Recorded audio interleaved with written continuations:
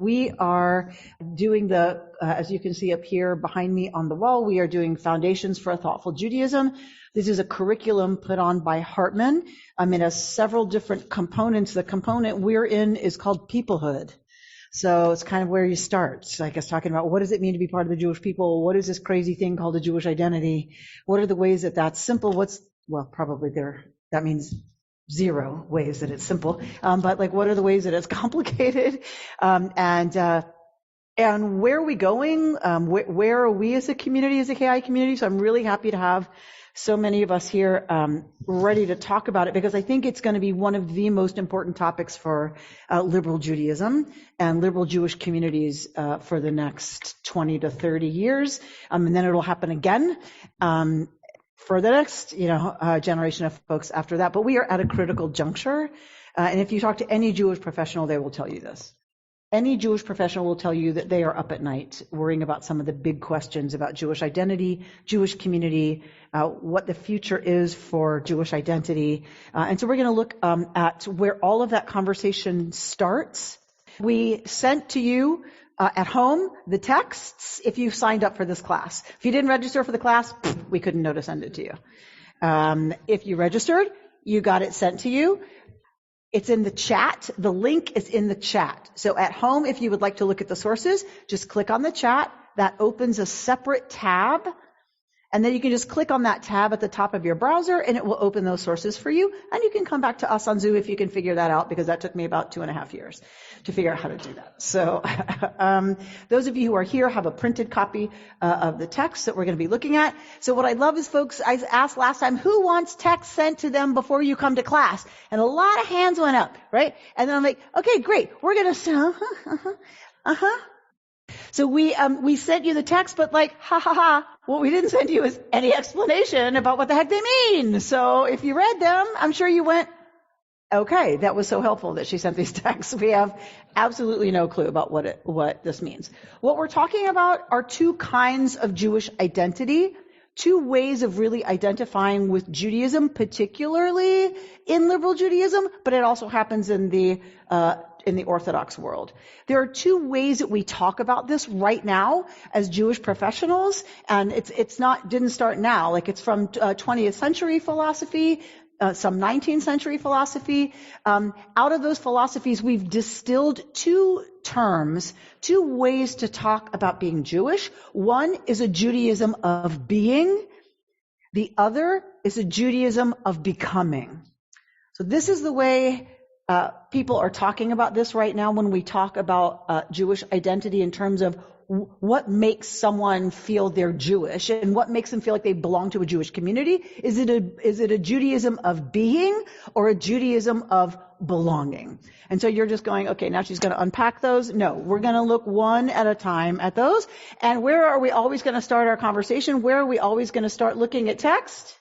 Torah, right? So it should be no surprise that what we're going to go to for your first source is a Torah text. And we're going to look at the foundational text about the Judaism of being.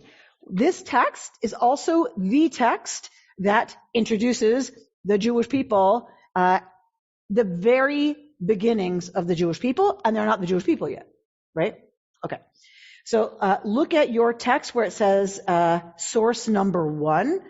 At home, you can click in the chat, click that tab that opens in your browser, and you can see the texts. I will read them so you don't have to worry about it, and you'll find them later.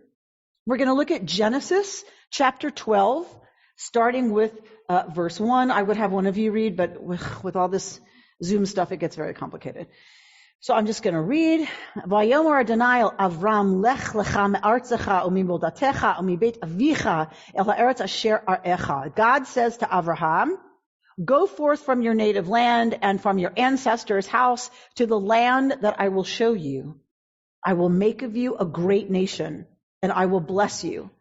I will make your name great, and you shall be a blessing. I will bless those who bless you, and curse the one that curses you. And all the families of the earth shall bless themselves by you. Avram went forth as God had commanded, and Lot went with him. Avram was 75 years old when he went on this adventure, people. 75 years old. I'm tired and I'm 57. So I read Avram and Sarai with a new respect all the time. Avram took his wife Sarai and his brother's son Lot and all the wealth that they had amassed and the persons that they had acquired in Haran, and they sent out for the land of Canaan. When they arrived in the land of Canaan, Avram passed through the land as far as the site of Shechem at the terebinth of Moreh. The Canaanites were then in the land, and God appeared to Avram and said, I will assign this land to your offspring. And he built an altar there to Adonai, who had appeared to him. From there he moved on to the hill country east of Bethel and pitched his tent with Bethel on the west and Ai on the east. And he built there an altar to Adonai and invoked God by name. Then Avram journeyed by stages toward the Negev. This is the beginning, obviously, of this whole business of the Jewish people. Why, given this, if you look at this text, okay, this is the person who's going to be the progeny of the Jewish people. This is going to be the person, because we've read the book. We know how it ends. This is going to be the person who founds, right, the family that's going to found the people that's going to be the people of Israel, the ones chosen, right, for a covenantal relationship, Why Avram? According to Genesis. Stephen Lewis, Mr. Master Communicator. No, you got nothing? Yeah, was the most humble. Where does that say that? Pam, where does it say that? Right. The reason you can't find it is because it's not there. Trick teacher question. It says absolutely nothing about why Avram. Nothing. So on some level you could say, okay, that's kind of random. So we have a random God. On the other hand, you could say this is actually what? This is actually a love story. Go explain why you fell in love with the one you fell in love with. All right, maybe some of you can. But really, that's reasoning after the fact. Or you've been to a lot of good therapists who have helped you unpack why it is you might have been attracted to the person you're attracted to. Right, Phil Canoff? So you might have been to a really good therapist who helped you unpack it, but really, love, go figure. This is the story of God and Avram. So what we get with Avram is that what does Avram have to do? He does have to do something, because there's being and becoming. Becoming implies doing. So what does Avram have to do? He does have to do something. He has to, what? He has to leave. He has to go. Leave home. He has to pick up and leave everything familiar. Leave home, yeah. Right. Robin is saying, he has to leave home. Right? Step number 1, leave home. You have to have what it takes to get up and do that. Right? That is not easy. 75 years old.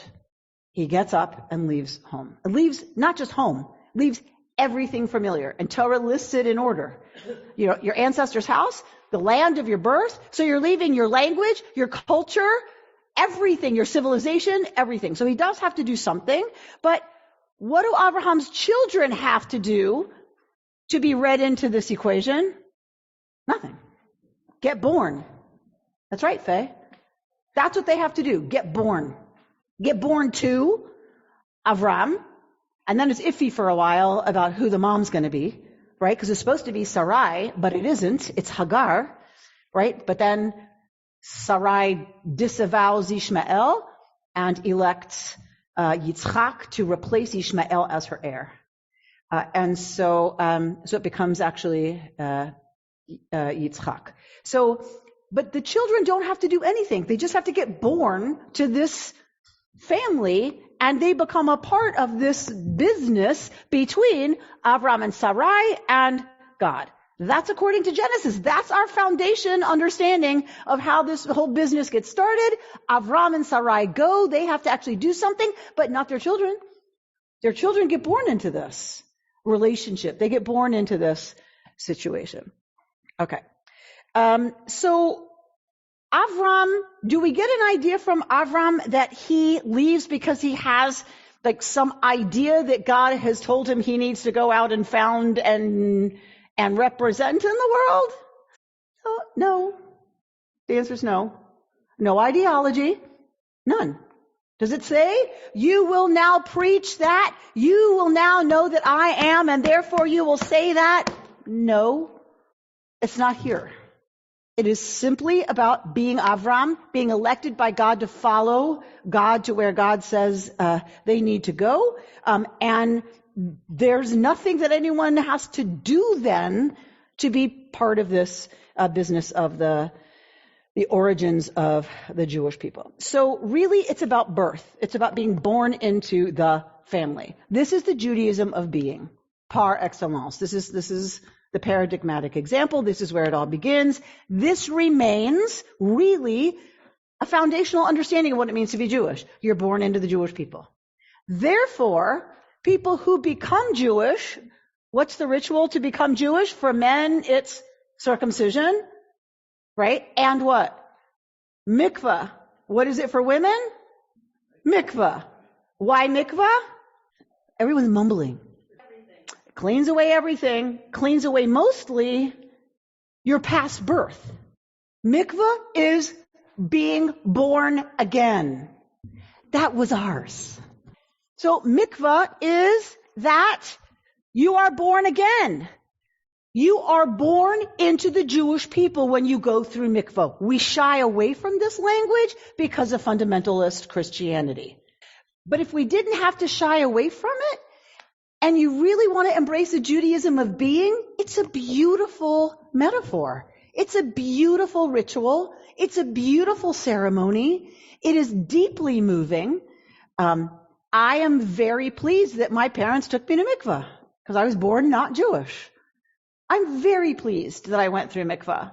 It's not rational. It's not reasonable. If I were moving to Israel and I needed the paperwork, it would be rational and reasonable, but I'm not. God knows, I've had enough problems here.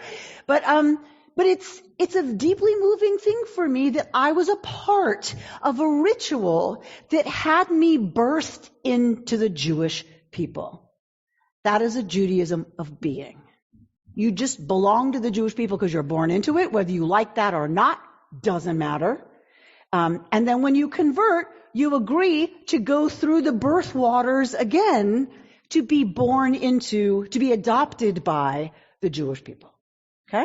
And we're all familiar with this. I'm not telling you anything you don't know, but I want to really ground us in the text, the origins, like the ideas around a Judaism of being. And so what I find ironic is, therefore, people who choose to become Jewish and go through the ritual of mikvah for the purposes of conversion are born again. So Jews who were Jews of becoming become Jews of being. That was like, whoa. Right? When I realized that, I was like, whoa, right? So that's profound. So what did the rabbis set up? The rabbis set up a system whereby there's no discrepancy for them. Jews who were born Jewish were born Jewish. Jews who came to it some other way are born Jewish too. In the mikvah.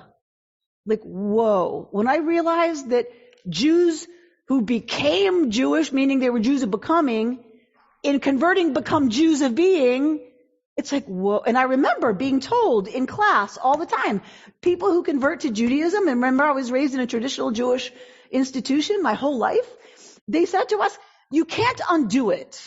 That's why we're so careful about who we convert. Because it cannot be undone. Once you convert, you are born through those waters to the Jewish people. You are at Sinai. You can't undo that. You're stuck. So Jews who become Jewish become Jews of being, not Jews of becoming. Okay? That's brilliant, Matt. There's also nothing in the text, anyway. So what's the theory of why Abraham thought, oh, that's the voice of God, not just something or multiple gods or the God, or not just something in my head, because if you can accept that that's the voice of God, then everything else that flows from it, you can kind of understand why, well, maybe I'll take the advice. So that is a whole different class, but thank you for bringing up the topic. But what I will say, Matt, is that what we tend to focus on in this kind of a discussion is the authors. right? We do try to get into the heads and the minds of the characters, obviously, because we wanted to get into the story. And here we're getting into the mind of the character God. We're less concerned about Avram, right? For the point of this discussion, he heard voices. I mean, believe me, a lot of us, when we come to talking about the binding of Isaac, have this very active conversation into our study, right? Or at the high holidays when people preach on it or whatever, like, wait a minute, he heard a voice, an invisible voice that no one else heard, right? So sacrifice your son. So it is a profound conversation to have. Right now, what we're focused on is the folks who created these stories, who created the narratives about the founding of the Jewish people. Why write it this way, right? Like, what is their agenda? For our purposes, we want to understand the different ways one understands how you are Jewish. Okay? So it's not an uninteresting question what you ask, but we don't have that long. Okay. So think about, for a second, just take a second, all y'all at home, all y'all here, take a second to think about what groups other than Judaism are you born into? What other identities, what other groups are you a member of just because you got born into it? Your sex. Okay. Your nationality. Sex. Your personality. Nationality. So sex is a group. Personality, if someone decides to make categories, I guess that's a group. Race. Also a construct. Also something someone decides is a group, right? But that's again another class. That's a whole nother discussion. What else? Your what? Your family. You get born into your family. For me, I really think a lot about nationality, especially these days. And my father was a veteran. I think I was always talked to as we were so lucky to be American, to be born American. My grandparents were both here, like born American, and like how lucky we were. So I have a lot of awareness of how lucky I am to have been born American. Okay, for some people, the socioeconomic status you're born into is kind of who you stay. For many people, it is not, right? So I'm kind of thinking about like what you're born into that kind of stays with you, right? So yes, for some, for sure. The language you speak or that you hear in your household. Okay, so the language or the group of languages that you hear in your home, you belong to a certain group based on that. Okay. So then we have to start thinking about when you belong to a group, what do you do when you don't have shared ideology? Right? So any group you're born into that you belong to because you're born into it, not because you choose it. You're born into it. What do you do when there is conflict around ideology? You leave it. Very quickly from home, there was an answer, you leave it. Okay, I as an American may have deep conflicts with, let's say, a few years ago, the administration I might have been living under at the time. Leave it is not such an easy answer. That is not an easy answer. Leave it. I'm not saying it's not an answer, but that is not an easy answer. Where was I going to go? You can Who protest. would have me? You Who can would have protest. my family? What? You can protest and you can Okay, try. wait, stop. Okay, hey, hang on one sec. Leave. We're talking about leaving. Leaving is often not an option. And if you do leave, what is the cost? It's heavy. Very What heavy. are the consequences of leaving? Right? So that pertains exactly to this conversation about being Jewish. What happens when your ideology really clashes with the group you're born into? And one of the options is, okay, leave. Well, certainly nationality, I can't so easily. My race, I certainly can't. My native tongue, I certainly can't. Abraham had to leave all the people who spoke his language, right, and go to a place where they spoke another language. But a lot of the things, my sex, I can now change. Is it so easy to leave it? No. Family of origin. We said we were born into a group called the family. Leave your family. But your religion you can change. Your religion, if you're not Jewish, you can change it. Let's be very clear, Judith. Thank you for the point. If you're not Jewish, you can change your religion. If you're Jewish, you cannot. Right. You can change what you practice, and then you're called an apostate. You have, gone over, but you're still Jewish. You see the crazy and the brilliance of this peoplehood business? You can practice Catholicism all the day long, and guess what? You're still Jewish. You can convert from Buddhism to Judaism and then become Muslim. And guess what? You're still Jewish. Who has a religion like that you can't convert out of? A religion that's based in peoplehood. That's based in Judaism of being. And once you go through those waters, you're a Jew of being. And there's no getting out. You can leave, but if I leave, and many of you know my story, I did. I left my family. I was not in contact with my mother the last 7 years of her life. Was that easy? It was the hardest thing I have ever done to protect myself and my daughter. Ever. And did I ever really leave? How do you leave a family of origin? How do you leave the family you're born into? You can leave, but you can never leave. You carry it with you everywhere you go, every single day, every relationship, every time you risk, every time you trust, every time you build a new relationship, every time you lay in bed perseverating about past relationships, it stays with you, and you work on it, and you work on it, and you work on it, and you get really good professionals to work with you and be your team, but you're working on it all the time. The same way we create families, we create marriages. We create marriages that then become a nuclear family to children. What happens when ideology clashes there? We divorce. Do you just leave? I mean, yeah, you leave, but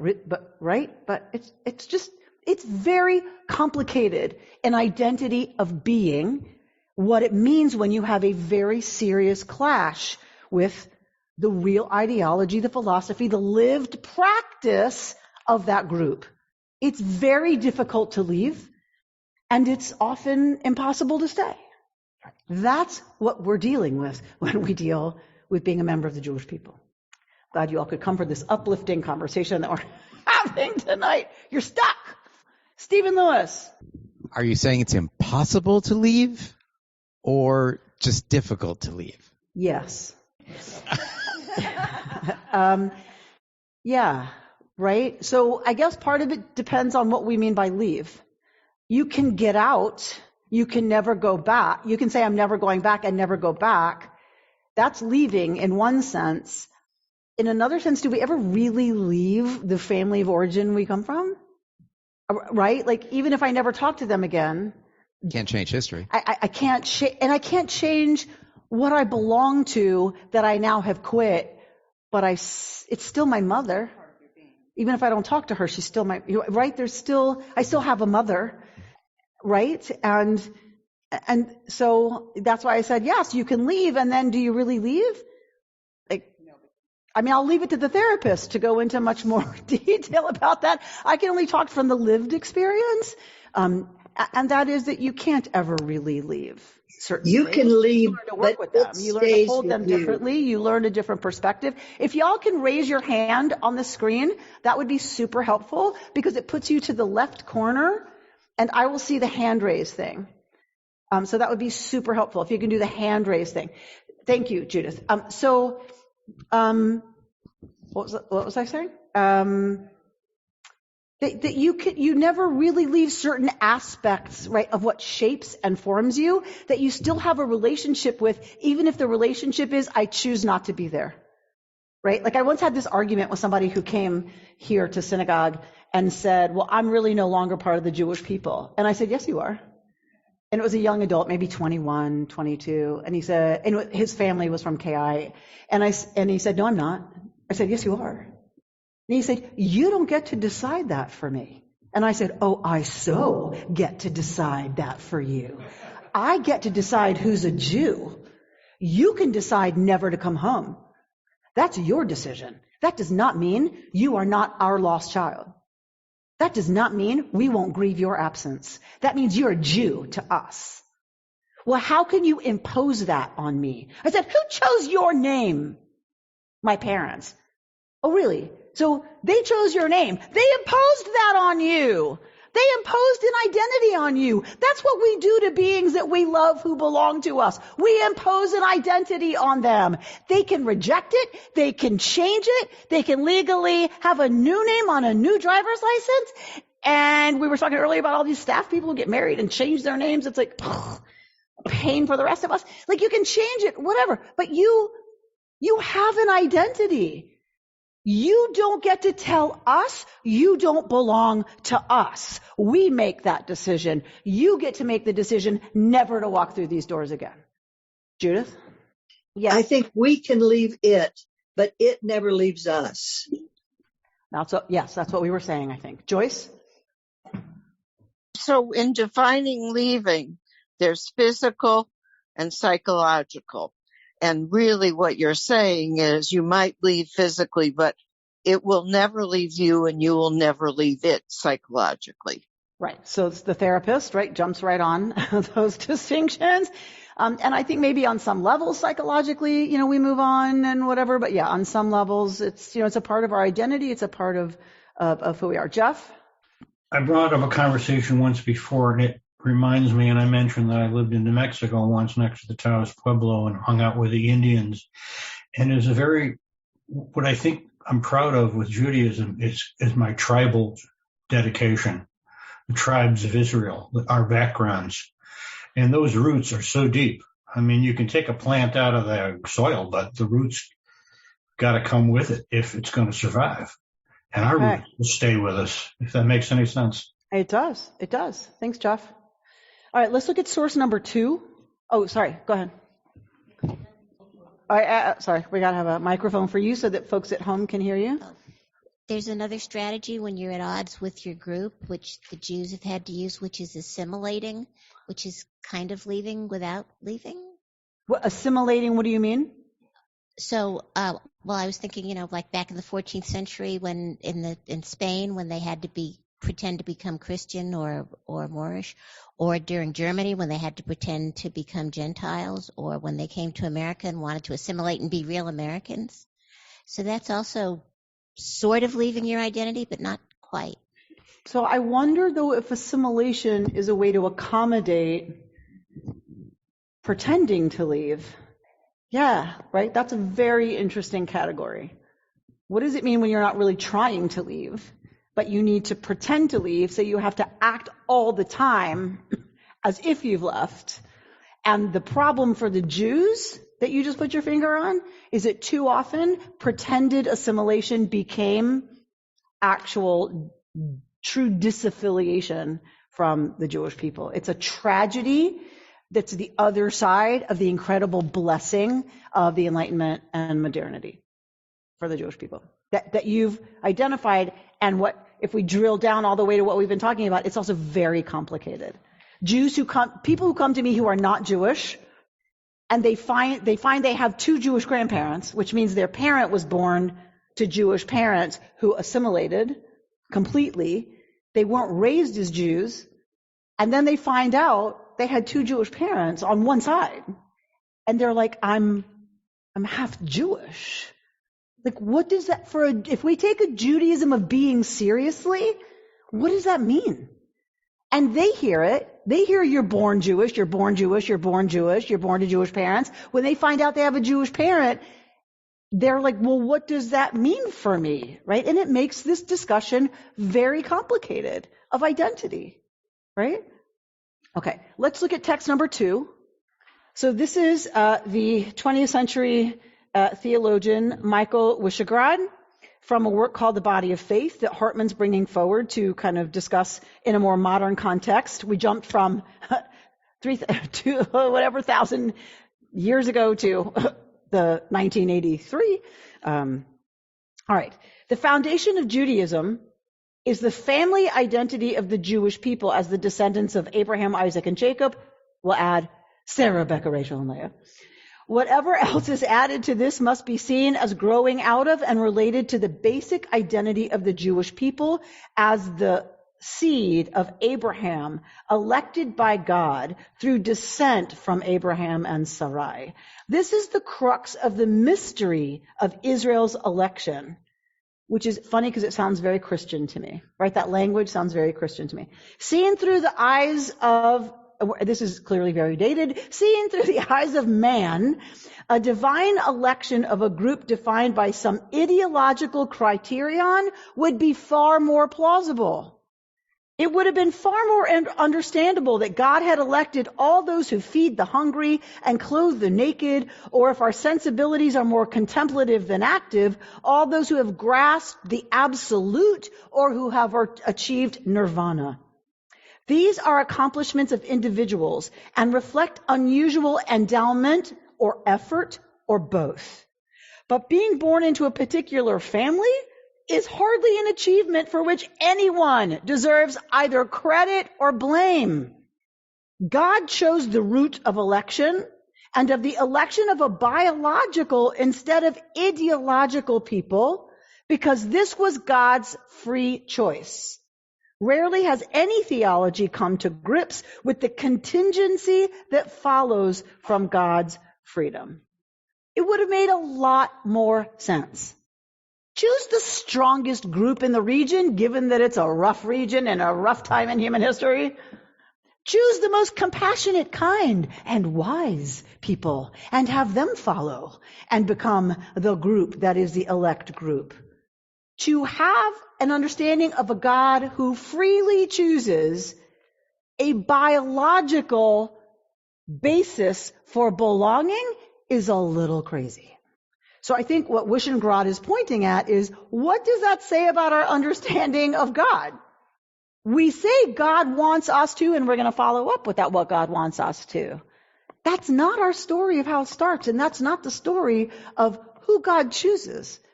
God chooses a family. And then whoever's born to that family becomes this elect group that has God's special blessing bestowed upon it. Let's go. Everybody okay? Bert? This sounds very disturbing to me, particularly because of the charge of anti-Semites about Jews. And what is the charge before we assume everybody knows what that means? What's the charge you're talking about? Well, the charge is that somehow racially we are superior to other people because we were, quote, chosen by God. And that is used often against us and kind of goes against everybody is descended from Adam. Okay, I want you to unpack that last stuff. This goes against the idea that everyone's descended from Adam. You tell me how it does and how it doesn't. Okay. What I meant was the idea that we are all one human family. Which we are. And that somehow God decided there was a subfamily of that was going to be very special. How is that not chosenness? It is chosenness. That is the basis of our understanding. But isn't that what Reconstructionism rejects? Okay, we're not talking about Reconstructionism. We can go there if you want. We're looking at the two kinds of Jewish identity, being and becoming.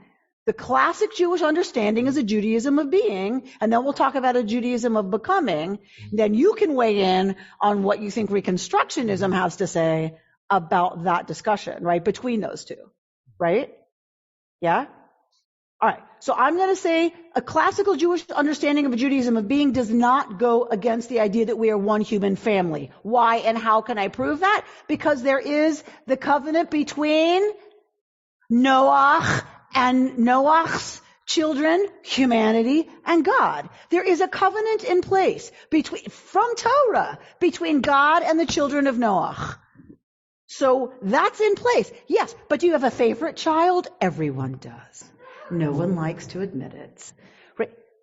But we're going to look at the Jewish of becoming texts that say, you're my elected people, my special people, if.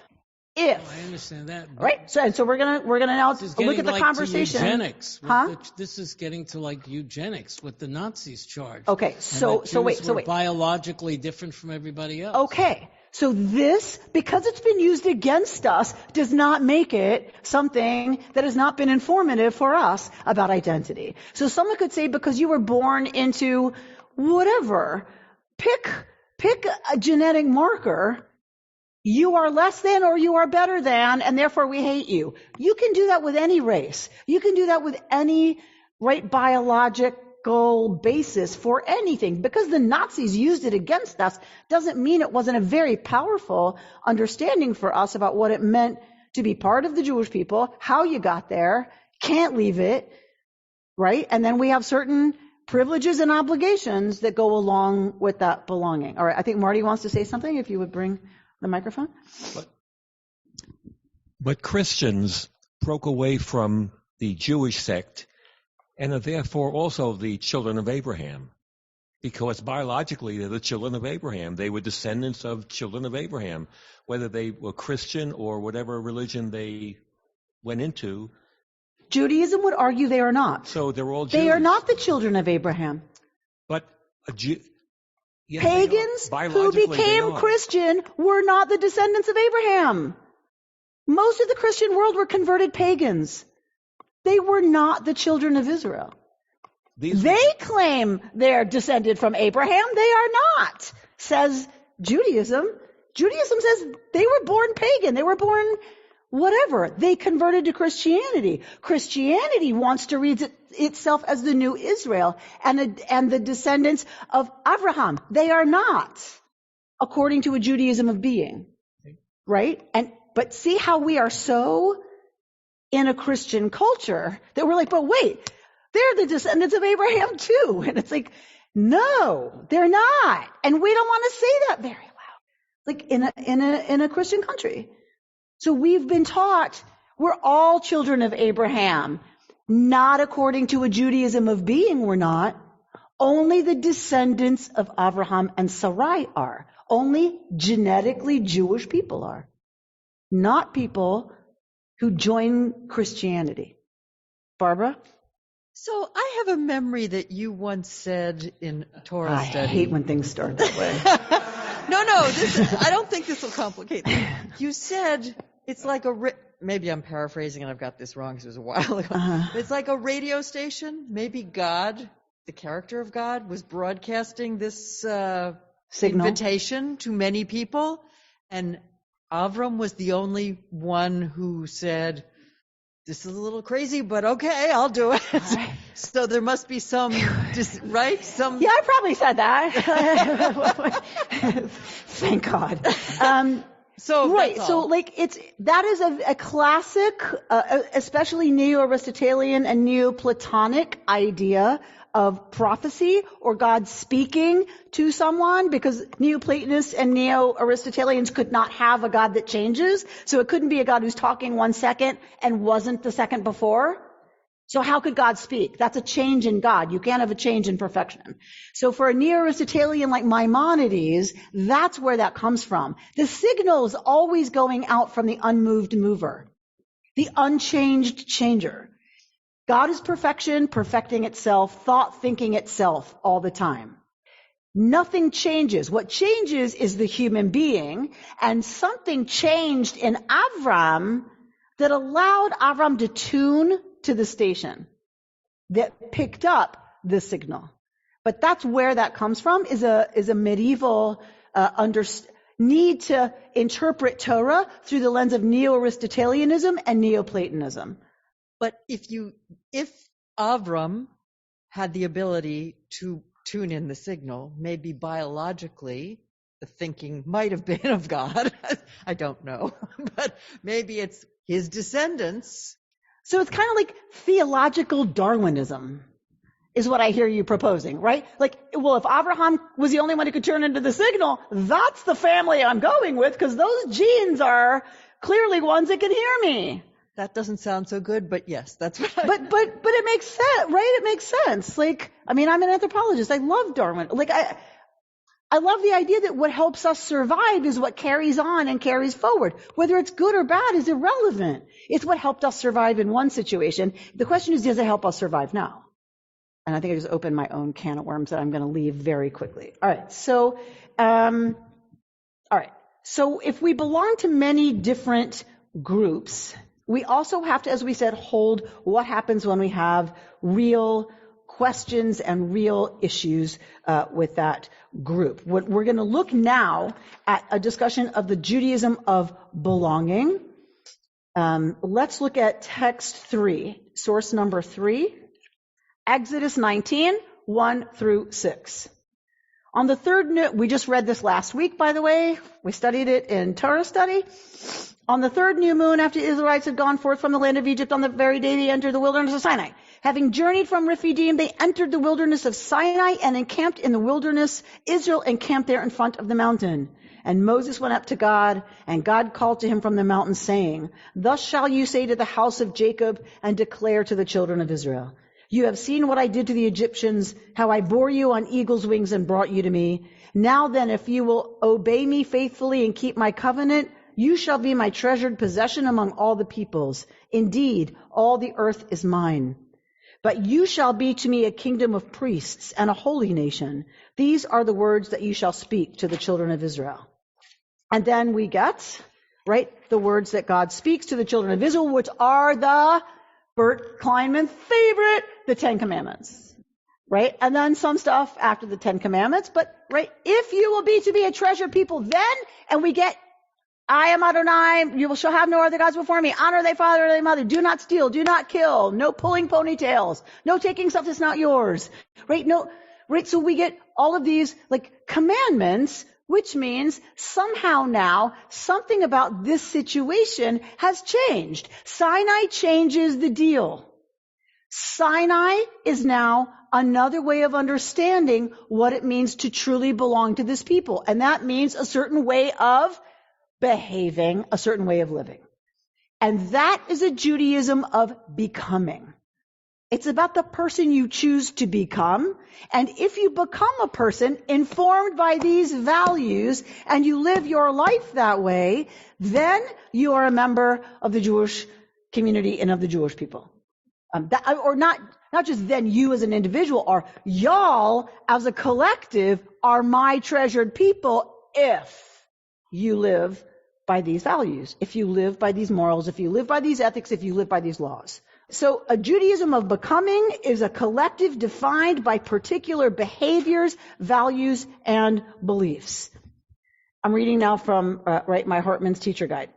It makes the uniqueness of the Jewish people contingent upon becoming and aspiring to both do and think certain things to meet their destiny. So if we think about those other groups that we belong to, there are some groups we feel like membership and loyalty are not automatic, right? We belong, but it's not automatic. I'm a member of that group, but it's not automatic. It has to be earned. And if it has to be earned, it can be lost, which is very different from you're born a Jew or you go through the mikveh, you're stuck. You're ours forever. That, for the kid who came to sit in my office, had implications that were yucky for him for a while. I'm hoping ultimately he'll see that we were holding him the whole time, no matter how, much he didn't love us back, right? I hope eventually it won't be a yucky message, but a positive one for him. But other than those kinds of situations, for the most part, it's like you're safe. In terms of belonging to this group, you may hate belonging to this group. You may hate being Jewish, but you're here. Your belonging to the group is not questioned. It doesn't matter how you feel about it, but on some level there is a security and a safety and a knowing who I am that comes with you can't change it. You can leave it, but you can't really change it. It's very different if your belonging to the group is based on behaving, right? Because then it can be lost. Yes? Give me examples that are not Jewish examples. Other groups that are based on how one behaves, the ideology one has, and a way that can be lost. Bert? If you're Christian and don't believe in Jesus as your Savior, you're no longer Christian. Okay, if you're born into Christianity, a certain kind of Christianity, and that's how you're raised, but you grow up to be someone who doesn't believe that Jesus died for your sins, or that Jesus is your Savior, or that Jesus is the Son of God, if I don't believe that, and I'm not going to behave in the ways, right, that would be in line with that belief, I'm out. I'm out of the group. I'm not Christian anymore. I think it's the same thing with Islam. If you don't accept Allah as your God, you can't be a Muslim. So you're giving us, so religious examples atheist. of you no longer belong to that religion if you no longer hold to the tenets and beliefs of that religion. Okay. But you can totally be a Jewish atheist. You can 100% be a Jewish atheist. And we have many. Because your atheism doesn't matter to the Judaism of being. All right. So other groups, give me other examples, other than religion. Political parties. Now we're getting into the meat of it. Political parties. I am a staunch fill in the blank. Unless and until either the candidate of choice, right? Or, the body decides that they're going to be behind a certain kind of legislation, right? Then it's like I have to start questioning, am I? And some people will do the questioning for you. How much have we heard? What is it called when you're a fake Republican again? A rhino. You're a rhino. It's not the person didn't disavow being a Republican. Who disavowed them as Republican? Other Republicans who said you're not behaving, believing, acting like a Republican. What we decide a Republican is, therefore, you're not a Republican. You're a rhino. I love that. Right? So there are like groups that are about ideology, about norm around behavior, the way we think, right? The decisions that body makes, that there comes a point where either you decide, I'm no longer one of them, or the group decides for you, you're not one of them anymore, right? So it's easier to join in some ways because, wow, this totally aligns with my beliefs and my values. Well, whatever. I read myself totally into this. That's really easy and great. And it's really easy to lose if those change. Or the center of the group changes and decides you are now too far outside the margins. You are too outside the lines. You now no longer belong to the group. Yeah? This is the challenge we are facing in liberal Judaism. This is the real challenge we are having in the Jewish world right now. What does it mean to be a community in which individuals are tied together on the basis of biology, if we're talking about a Judaism of being, or versus belonging on the basis of ideas, beliefs, and values? How does a community identify itself? How does it identify who's in and who's out? Who belongs and who doesn't? Even within a Judaism of being, what's the split? Where's the divide? Where some people are in or some people are out in the Jewish world? Okay, but what's the divide? But in Orthodoxy, in Hasidic Judaism, a Judaism of being, biology, what's the breakdown between them and us? Whether your mother or father was Thank Jewish. you. Whether your mother or father was Jewish. Certain parts of the Jewish world do not acknowledge patrilineal descent. If your father was a Jew, but the womb that carried you was not, you are not Jewish. You must convert. That is a Judaism of being that says, here's who's a Jew. The mother has to be Jewish. We in the non-Orthodox Jewish world all accept patrilineal descent. If your father was Jewish and you were raised a Jew, you are a Jew. That's for the Judaism of being. So even within a Judaism of being, there is conflict about who's a Jew and who's not a Jew, right? For us, the conversation has gone even farther. When you get up the rabbinic level to have to be rabbis who decide halacha, Jewish really like the norms and practices for your community. As Reconstructionist rabbis, we had a whole, oh my God, it was the longest meeting of my life, trying to decide what if neither one of the parents are Jewish, but the egg donor is Jewish? What if the egg donor is not Jewish, but the sperm is Jewish? What if none of the sperm or egg are Jewish, but the carrier, the surrogate, is Jewish? It was a very long conversation. It was fraught, as you can imagine. Many of us had children by different technologies, and it was incredibly painful to watch people's reactions, rabbis' reactions, to other people who said, essentially, your child is not Jewish, according to, how I would parse an understanding of that. The good news is, the decision was, if any one of those things was Jewish, the child is Jewish. And the easy way in is obviously mikvah, right? And the child is converted to Judaism. But who is a Jew by Judaism of being? That is evolving all the time, as is an understanding of who are Jews by a Judaism of belonging. Okay. So easy if you're talking about Orthodox and Hasidic. You're a Jew by belonging, yes. But if you eat treif and you don't keep Shabbos and you don't do whatever, are you really Jewish? Yeah, but you're a drag on the Jewish system and the Jewish possibility of a messianic future. So are you really Jewish? Right? Steve? And that's not in the Hartman curriculum, by the way. That's me.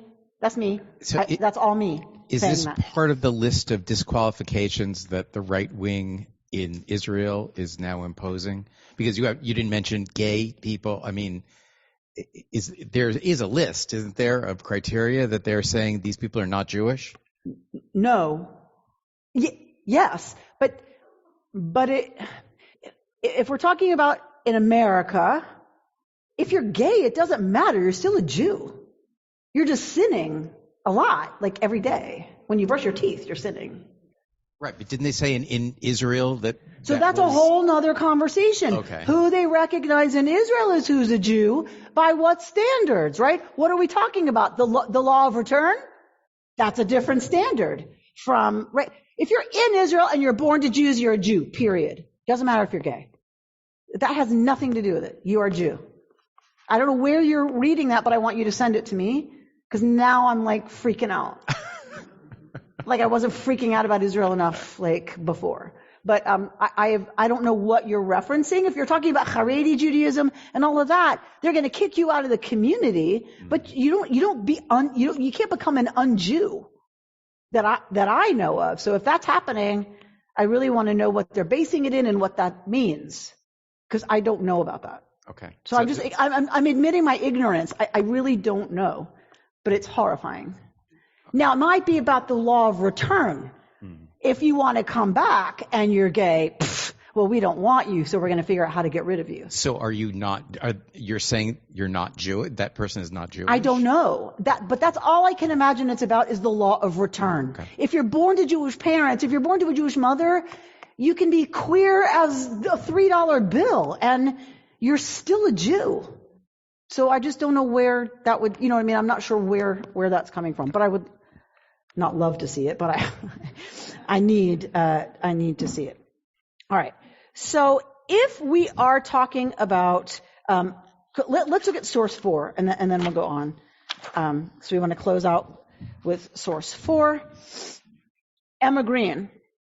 So very interesting that they brought an interview with Rabbi Sharon Brous of a small city in the United States called Los Angeles. Second largest Jewish community in the United States is in Los Angeles. So let's see what Sharon Brous has to say. When we were building ICAR, I realized that I wasn't interested at all in the movement question, meaning denominations. What I wanted to do was bring together people who were interested in asking, what does it mean to be a Jew and a human being in a world on fire? I don't frankly care if you identify as Reform or Modern Orthodox. For me, I say what I need to say. I'm not looking to build the biggest, widest tent so that any person with any political perspective should and could feel absolutely comfortable here. I think in those environments, we become so neutral and so numb that we can't actually say something. All right. This is one of the big issues in liberal Judaism today. Do you belong in our synagogue? So it's not really a question of who's a Jew. But what's a Jew alone hanging out in the world going, I'm Jewish, right? Without some kind of community? I mean, I'm not denigrating that person, but I'm saying, who does it matter to? What matters for a lot of Jews is, where do I belong, and do I belong based on ideology? Sharon Brous is saying she built Ikar on purpose, not to be a wide tent for all Jews who wanted to come there, but to be a tent to include all Jews who want to be about a certain political agenda. So what we're facing then in a community like that is, do I belong? If I align with 85% of what the synagogue stands for, okay, maybe it's like, yes, then I belong. Well, what if I'm in that synagogue for 13 years and then some things shift and change for me and now I only agree with 45% of the synagogue's platform? Do I belong? At what point do other members of the synagogue look at me and say, what is she doing here? Why is she here? She doesn't belong here. This is the major tension in a Judaism of becoming that we are facing in the liberal Jewish world right now. Is, where do Jews belong? Where do they feel like they belong? And then what are the ways that we can easily lose that if we don't fit the bill anymore? If they think we don't fit the bill, or I think I don't fit the bill, what does that mean? That I need to leave and go to another community? The criticism of a place like KI is they let anybody in. As Bob Saget said, Rabbi Rubin would marry a goat to a table.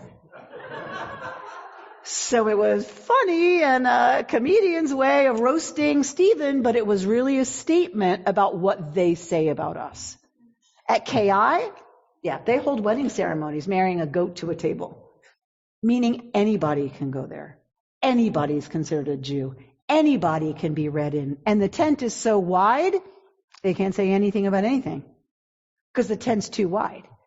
So what are they going to be able to say of meaning and of value? Because you got people from all different stripes. How is that a positive value? So you've got the Sharon Brous Ikar community on one side, and KI, I'll put KI on the other side. We are actively trying to build a big tent here. Some people within the Judaism of belonging world want to say that is not only silly, it's suicidal. Why would Jews want to belong to a place that don't stand for anything? A lot of Jews of being don't give a crap about being Jews of being. What they want is a Judaism that matters, a Judaism of meaning. So what, I'm born Jewish? I don't care. I can assimilate. My family has assimilated. Why should I bother doing Jewish? Okay, so they call me Jewish, like the kid who came to my office. You call me Jewish. What the heck does that mean to me? I don't need this, and you don't get to tell me I'm a Jew. So in a Judaism that's mostly of becoming, that a lot of people say, my Judaism doesn't mean anything unless it's tied to beliefs, ideology, positions, right? Certain things that line up with my values and what I want to be about in this world. If it doesn't line up with that, not only do I not care about it, but what do I need it for? If that's the Judaism that is what most Jews are choosing in America 2023, what does it mean to be Ikar? It makes a lot of sense to be Ikar, because then you draw people who are aligned with your vision. And how exciting is that? That is so exciting. The danger is, who decides when I'm out? Who decides when I'm not towing the line of what it means, right, to be in line with that ideology, whatever the ideology is du jour? KI, says you don't have to have an ideology. You just need to align yourself with the Jewish people, decide you're a part of the Jewish project, and you are welcome here. Welcome home. The criticism of that, the challenge of that is, so what do you stand for, KI? Why should we bother? What are you? You're just essentially a less nice country club of people who happen to be born Jewish. Why do I need that? I've got Brentwood. Or I hate country clubs. Why would I belong to a club that doesn't stand for anything? You just get together because you're all born Jews, or you married a Jew, or you know some Hebrew. Like, really? What is that? How is that a community? That's the criticism, right, on that end. So here's Stephen Lewis. I'm going to do it. I'm going to put it out there. I've decided I have an ideology about this. Stephen Lewis says I need to be more vocal about it. And when the incoming president says you need to be more vocal, right, Burt Kleinman, past president, you listen. I believe right now Sharon Brous and Ikar stand for very important ethical issues. I think they stand for really important political policy issues that need to be pushed, and pushed from a Jewish perspective. I believe a lot in what Ikar is doing. However, I believe we are living in times where polarization and the differences between how we understand policy and how we go about handling certain things in this country and in Israel, the things that are flowing from that because of the way technology is working in our lives, we are in serious trouble. Sharon Brous assumes there's a healthy liberal democracy in place. So she can have her Ikar, and I support 100% what they're doing. I'm worried her assumption is really, really in trouble. I am not sure we're going to have a liberal democracy if we don't get it together. And getting it together means being a bigger tent. It means being a place where we can come together across ideology, across political positions, across the things that we care about that may have us clash outside of here really seriously, and to see ourselves as both a people of being and a people of belonging. That we are Jews, or people who are Jew adjacent, or as a recent senator said, Jewish. And anyone who wants to read themselves into this project, anyone who marries into this craziness, anybody who says, I just want to check it out because I'm freaking out about how crazy things are out there and this feels kind of good. Anybody who wants to be a part of that, I say, welcome home. Now let's figure out how we sit around the dinner table. And that maybe means there are things we can't discuss, or we discuss at this end of the table and those folks discuss it at that end, or you go into the smoking room and y'all be in there and we'll have brandy over there. I don't know. But I believe ethically and morally, truly, it's becoming more and more clear to me that this is our charge right now, is to be a place where everyone can sit at the table. And if we don't start figuring out how to do that in a bigger tent, in a bigger context, I'm worried that what Ikar takes for granted is not going to exist in Israel as well as here. We see it in Israel, and we call it out in Israel more because it seems more obvious that democracy is on the line there. But it's not. It's just more obvious. It is on the line here. And I'm not being hysterical. I've really checked this out. I'm not being alarmist. I really feel like I'm being a realist that says if we don't figure out how to talk to each other, we are in deeper trouble than we know. And so if it means there are things we can't do as a community, ideologically, politically, whatever, that is something I'm going to have to live with. And I think it's worth it to be able to say welcome home to a lot more different kinds of people. That means wedding a Judaism of being, a Judaism of becoming, a Judaism of affiliation in ways that are going to be messy and complicated. But I feel like it's an ethical imperative right now. my rabbinate for the rest of my career as I see it. I wish I could say this will blow over. It's going to be better. It's going to be fine in a few years. I don't see that happening. Technology, until we do something to turn around how we use it, and the echo chambers we live in, and the different set of facts each of us is listening to and getting fed, and the commentaries on those facts that are completely different, until we do something to fix that, we are not going to fix the fact that people live in a different universe from each other. If they're never in the same room, connected to something we think is bigger, that calls us to hold this however hard it is, if we don't do that, I am very worried about the totalitarian government that will be voted in the way Hitler was voted in. He won in elections, free and fair elections. I just picked that one because we're Jews and because it's the one that resonates, with my history of Holocaust education. And you can fill in the blank with how many times totalitarian leaders have been elected. Regimes have been elected. Yeah, there's some coup d'etat. Yeah, I get it. Sometimes there's a military coup or whatever. But any liberal democracy that has ever failed has failed because the populace became so disconnected from each other that they elected a totalitarian, an authoritarian regime. We are really playing with fire if we don't think that can happen here. We came, if you ask me, very close. And if you look at how much of our country still doesn't see January 6th as a problem, how many people do not see that as a problem?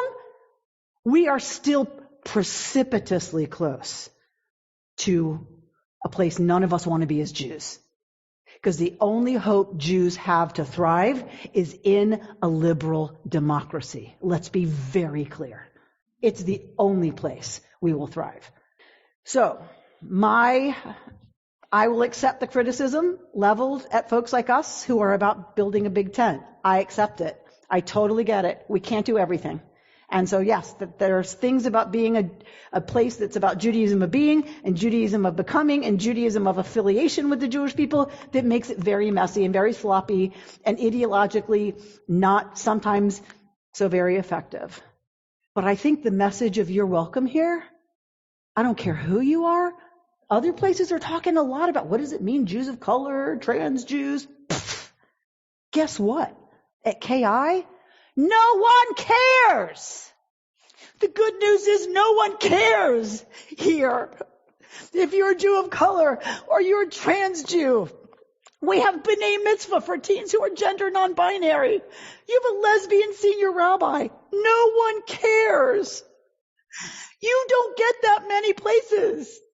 I'll take the criticism. I'll take the hits that we don't stand for anything because we welcome everyone. I'll take those hits. It's true. I don't even deny it.